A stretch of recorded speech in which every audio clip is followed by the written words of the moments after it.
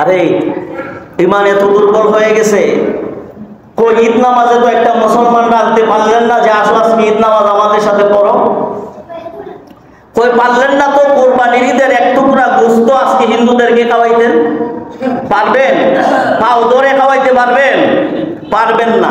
পারলেন না তো 30টা রোজা থেকে একটা রোজা আজকে একটা আপনার বন্ধু হিন্দু একটা বন্ধুকে পারলেন না তো 30টা রোজার মধ্যে একটা রোজা রাখাইতে? পারলেন না তো।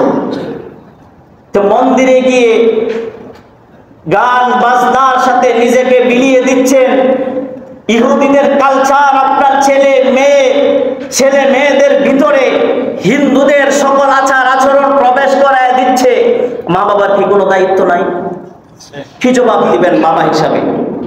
আপনার ছেলে কোথায় যাচ্ছে, আপনার মেয়ে কোথায় যাচ্ছে, কোথায় গিয়ে সম্বর্ধনা জানাচ্ছে, সেটা সংবাদ খবর আপনি রাখবেন না? বাবা হিসাবে রাখবেন না? তাহলে আপনি কিসের জবাব দিবেন বাবা হিসাবে? সন্তানের জনক হিসাবে আল্লাহ তাআলার কাছে কি জবাব দিবেন? নিজে বাঁচো, নিজের পরিবার আহালদেরকে বাঁচাও। শুধু নিজে 5 ওয়াক্ত নামাজ পড়লেন, নিজের ছেলে শারদীয় দুর্গা পূজায় গিয়ে নাচানাচি করে। নিজে 5 ওয়াক্ত নামাজ পড়লেন, নিজের ছেলে শারদীয় দুর্গা পূজায় গিয়ে সম্বর্ধনা জানায়। নিজে নামাজ পড়লেন, নিজের নামাজ পড়ে আপনার ছেলে মেয়ে শারদীয় দুর্গা পূজায় গিয়ে নাচানাচি করে।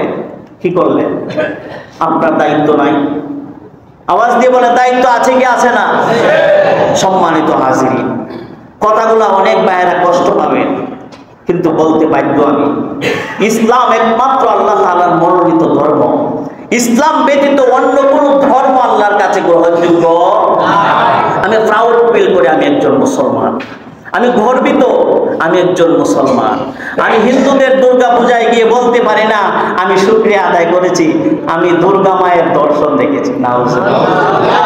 আরে মুসলমান, কয়েকটা ভোটের আশায়, কয়েকটা আসনের আশায়, শুধু ক্ষমতার আশায় আল্লাহ তাআলা যেন আমাদেরকে এগুলা থেকে হেফাজত করেন। জোরে বলেন আমিন।